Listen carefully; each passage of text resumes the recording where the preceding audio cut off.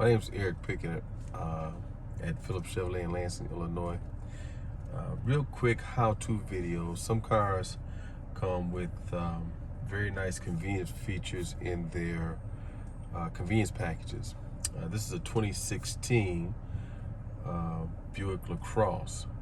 What I'm going to show you is how to do a rear view mirror reverse tilt setting, which you can find in most vehicles in their settings.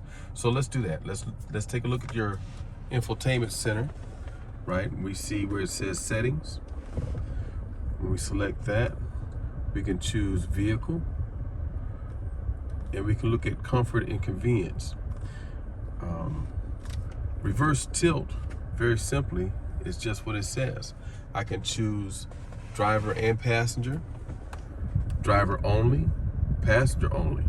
So what we're going to choose is both driver and passenger.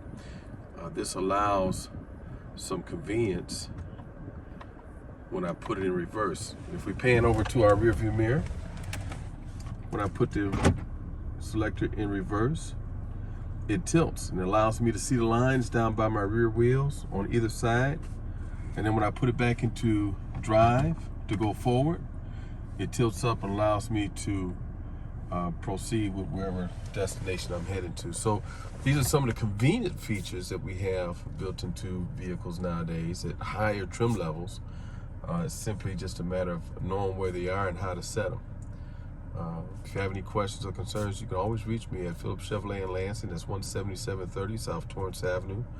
I can be reached at 708-474-0000, extension 448, and always ask for Pickett.